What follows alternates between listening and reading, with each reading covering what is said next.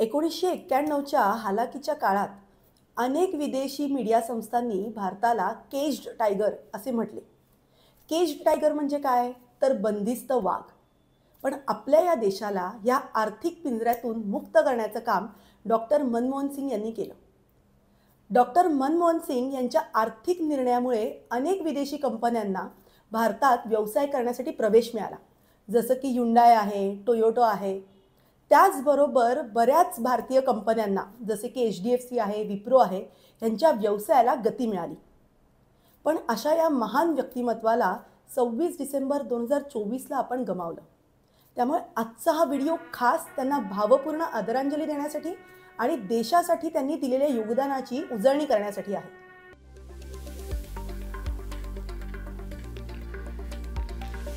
नमस्कार, मी CA प्रज्ञा शिरधनकर. आर्थिक जागृतीमध्ये तुमचं स्वागत आहे.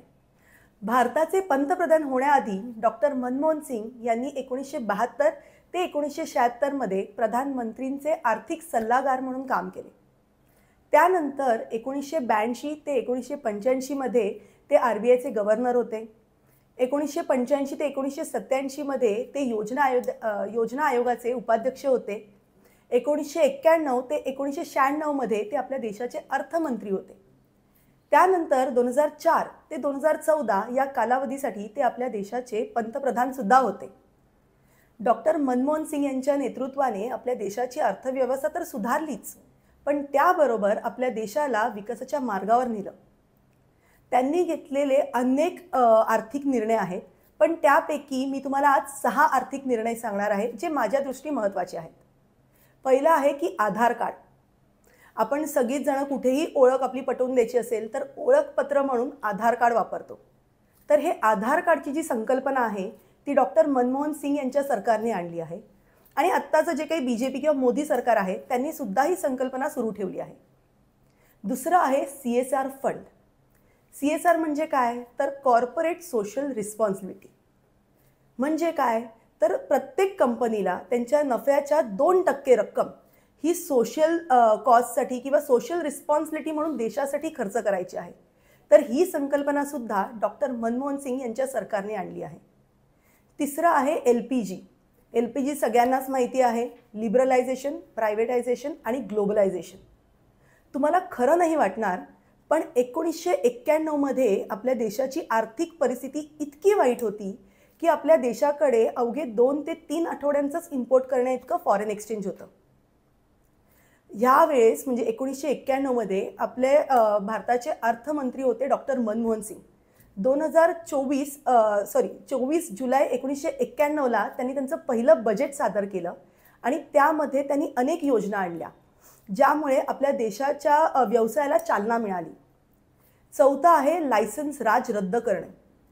तुम्ही विचार करा की 1991 मध्ये कोणताही व्यवसाय तुम्हाला भारतात जर सुरू करायचा असेल तर तुम्हाला निदान 70 ते 80 एजन्सीजचं अप्रूव्हल आणायला लागत होतं.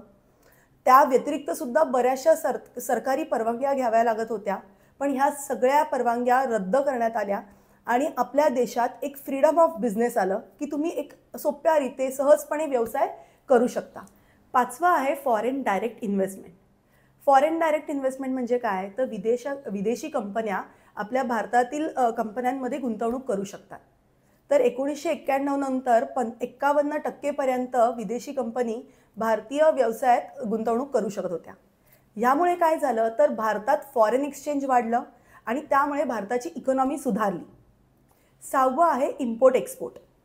आता आधी इम्पोर्ट करण्यासाठी एक लिस्ट होती की त्या लिस्टमध्ये दिलेल्याच गुड्स तुम्ही इम्पोर्ट करू शकत होतात. पण 1991 नंतर एक निगेटिव्ह लिस्ट आली. निगेटिव्ह लिस्ट म्हणजे काय? तर त्या लिस्ट व्यतिरिक्त तुम्ही कोणतीही गोष्ट इम्पोर्ट करू शकता. त्याचबरोबर डॉक्टर मनमोहन सिंग यांनी एक्सपोर्ट्सना चालना दिली. सर्वात महत्त्वाचं म्हणजे काय? तर सॉफ्टवेअर सर्व्हिसेस एक्सपोर्ट्ससाठी त्यांनी प्राधान्य दिलं.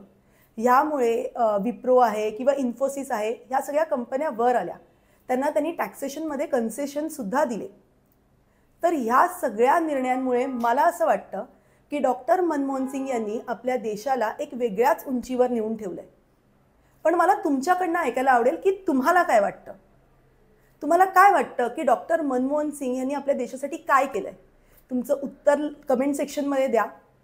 आजचा व्हिडिओ आवडला असेल तर त्याला लाईक करा, जास्तीत जास्त शेअर करा आणि आर्थिक जागृती या आमच्या चॅनलला सबस्क्राईब करा. थँक्यू.